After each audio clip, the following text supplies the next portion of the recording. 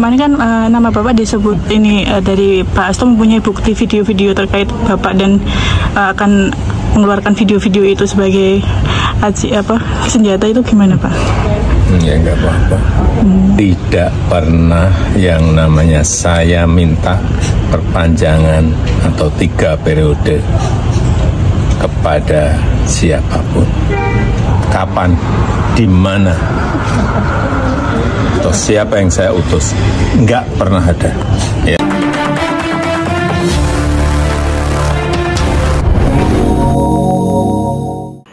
Assalamualaikum warahmatullahi wabarakatuh. Jumpa kembali dengan Banyuwangi Official. Oke, selamat pagi semuanya.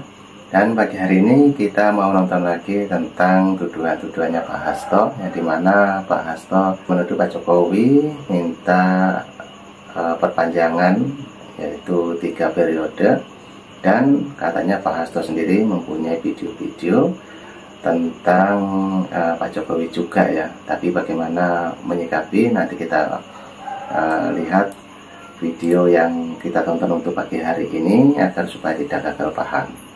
Dan inilah ada problemnya Pak Jokowi yang terkait dengan Pak Hasto yang katanya mempunyai bukti-bukti video yang valid. Oke, lanjut untuk videonya, kita play dulu. Kemarin kan nama Bapak disebut ini dari Pak Hasto mempunyai bukti video-video terkait Bapak dan akan mengeluarkan video-video itu sebagai senjata, itu gimana Pak? Ya nggak apa-apa. Kalau nanti harus dipanggil untuk dimintai keterangan seperti apa Pak? Kalau Pak Jokowi, ya misalkan Pak Hasto mengungkapkan seperti itu, kemudian dari pihak penasihat hukum perlu meminta keterangan Pak Jokowi. Diberi keterangan. Pak, kalau kemarin Pak Hasto sempat menyebut kalau ada pejabat negara yang menginginkan 3 periode sendiri, seperti apa Pak? Ya, ini saya ulang lagi. Tidak pernah yang namanya saya minta perpanjangan atau 3 periode kepada siapapun. Tanyakan saja ke Ibu Mega, atau tanyakan saja ke Mbak Puan, atau tanyakan saja ke partai-partai. Kapan, di mana, atau siapa yang saya utus, nggak pernah ada.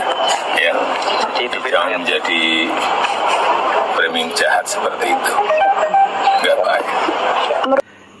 Itulah sekelumit keterangan dari Pak Jokowi, teman-teman ya, terkait dengan penangkapan Pak Hasto, yang dimana Pak Hasto sendiri mau membongkar ataupun membeberkan semua bukti-bukti video katanya. Oke, dan kali ini kita masih nonton lagi teman-teman ya. Inilah jawaban mengenai keterangan-keterangan yang dituduhkan oleh Pak Hasto. Oke, lanjut. Kan korupsi ya, bukan lagi indikasi Bang. Kalau Saiful kan orang PDIP, sudah terbukti gitu loh. Ya kan, kalian sendiri yang sudah melakukan korupsi, mengkhianati rakyat, ya kan, mengkhianati Bung Karno, ya kan. Terus kenapa kalian menuduh Pak Jokowi terus? Seolah-olah Pak Jokowi ini hantu atau momok lah yang tiap saat itu mempengaruhi jiwa, raga, dan hati kalian gitu loh. Ya kan, padahal Pak Jokowi nggak pernah Bang melakukan apapun. Membalas cacian fitnahan itu nggak pernah gitu loh. Tapi mereka sendiri yang berputar dengan pikirannya, berputar dengan narasi-narasi mereka gitu loh. Seolah-olah Pak Jokowi ini yang menghancurkan mereka. Enggak Bang, mereka menghancurkan dirinya mereka sendiri. Pak Jokowi pernah ngobrol sama kita bahwa beliau kan waktu itu kalau nggak salah pimpinan KPK mengatakan bahwa selama 5 tahun mereka menjadi pimpinan KPK belum pernah bertemu dengan Pak Jokowi. Mereka ingin ketemu, tapi Pak Jokowi bilang, ya kalau saya ketemu lebih heboh lagi. Jadi memang selama 10 tahun Pak Jokowi memerintah, belum pernah beliau ketemu pimpinan KPK. Itu. Jadi apalagi sekarang gitu loh. Tapi ya saya nggak kaget Bang kalau Uskup itu bicara demikian, karena latar belakangnya kemarin waktu Pilpres Uskup ini juga mendukung siapa gitu loh. Mendukung siapa? berarti bukan Pak Prabowo. Oh. Iya. Iya kan? Jadi Bang Sifar tahu persis itu kayaknya. iya, sudah masuk dalam berpolitik juga gitu loh. Oh. Termasuk menjelekan Pak Mulyono lah ya kan. Jadi nggak aneh gitu Bang. Jadi hanya ya kasihan aja umatnya gitu loh. Permusuhan di politik gitu loh Bang. Ya kan? Kecuali uskup ini punya bukti-bukti bahwa Pak Jokowi melakukan intervensi melanggar hukum. Ya itu nggak jadi masalah Bang. Ini dia nggak ngomong tanpa bukti-bukti tapi hanya opini dia. Kan kasihan ini rakyat, kasihan ini umat gitu loh. Menurut Bang Sir itu harusnya nggak dilakukan. Oh enggak dong. Siapapun lah pemuka agama ini. Besok kan bisa aja. Ya saya bilang tadi kalau Pak Jokowi mau ataupun saya ya kan atau siapapun ya udah Pak Kiai, Pak Pendeta ini, Pak uskup yang lain ngomong terus jadi apa? Gitu loh. Harusnya ya menggembalakanlah domba-dombanya dengan baik gitu loh. Berikanlah kedamaian, pencerahan. Apalagi di suasana yang Natal ini kan. Tapi melihat posisi keberadaan uskup ini pada saat Pilpres, pada saat ini kemudian muncul di pemberitaan, Bang Sifar nggak kaget toh? Oh nggak kaget. Nggak kaget ya? Nggak kaget toh. Oh. Ya kan memang udah. Saya bilang tadi yang menarik hukum, agama, ya kan masyarakat ke dalam politik ya mereka ini Bang. Biangnya kan mereka ini, pabriknya kan mereka. Tapi Uskup Agung yang memberikan pernyataan yang kemudian membela Hasto ini memang terafiliasi ke PDIP berarti? Saya nggak bisa ngomong gitu, tapi kemarin itu ya kita lihat aja mereka dukung siapa. Yang pasti bukan dukung Pak Prabowo atau Pak Jokowi lah. Intinya itu Bang. Iya, karena kalau kemudian sebuah kasus hukum apalagi ini korupsi yang melibatkan elit partai besar ya kan, mestinya memang ini kan wilayah sensitif dan wilayah hukum. Tokoh agama apapun mestinya nggak usah mengeluarkan pernyataan-pernyataan kan begitu. Oh iya.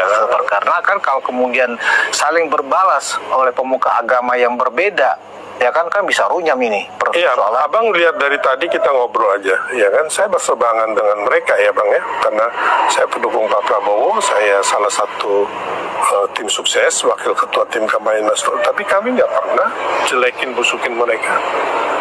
Kita fair Bang, gitu loh. Apa yang terjadi, ya itu yang benar gitu loh.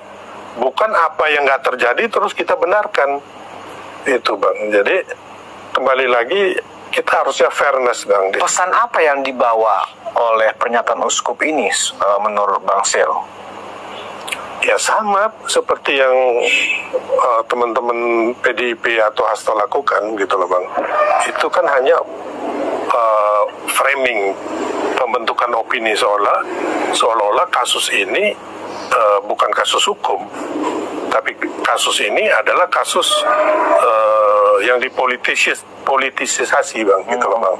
Jadi ini akal-akalan dari umpamanya Pak Jokowi atau pemerintah yang lalu dan sekarang untuk menjebloskan lawan-lawan politiknya, kan begitu Bang. Iya Mas. Nah, itulah keterangan-keterangannya teman-teman ya. Jadi kita ambil hikmahnya dan mari kita tonton sampai habis untuk video ini biar nggak gagal paham. Jadi video ini terkait dengan pemeriksaan Pak Hasto yang katanya dia mempunyai video-video yang valid dan menuduh Pak Jokowi minta 3 periode. Oke, kita tonton lagi untuk videonya, lanjut. Karena kan gini ya Bang Sil, kalau kayak di Islam itu kan kalau hanya ustadz biasa, ustadz kampung, dai biasa, ya itu mungkin ya dia hak politiknya lah. Masalahnya kan ini uskup agung, ya kan? Secara struktur keagamaan di Katolik ya, kalau gitu ya, itu kan berarti kan pemimpin umat, iya kan? Nah kalau pemimpin umat mengeluarkan statement yang masuk ke wilayah politik ini kan sebenarnya tidak baik untuk dilakukan. Iya. Dan ya untungnya ya saudara-saudara kita yang Katolik juga bukan orang bodoh ya. Jadi mereka tahu ini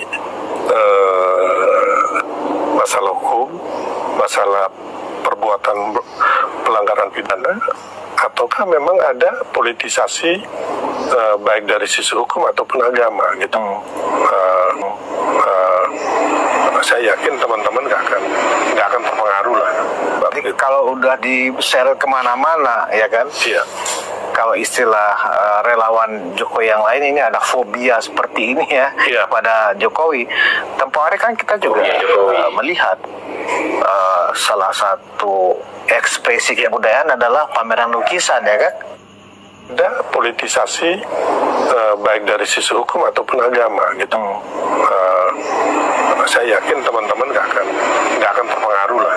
Berarti kalau udah di-share kemana-mana, ya kan? Iya. Kalau istilah relawan Jokowi yang lain, ini ada fobia seperti ini ya, Iya. pada Jokowi. Tempoh hari kan kita juga melihat salah satu ekspresi kebudayaan adalah pameran lukisan, ya kan?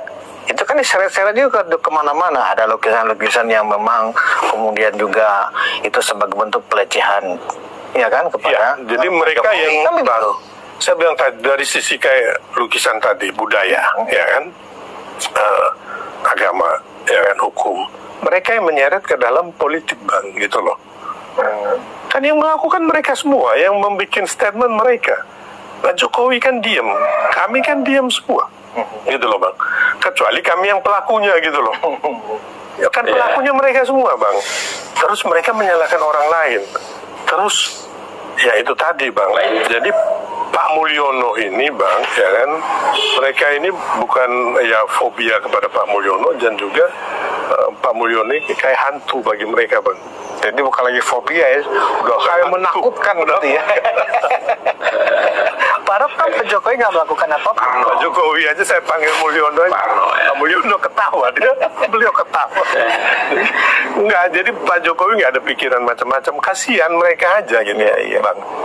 Mereka mau impeachment Pak Jokowi, nggak berhasil.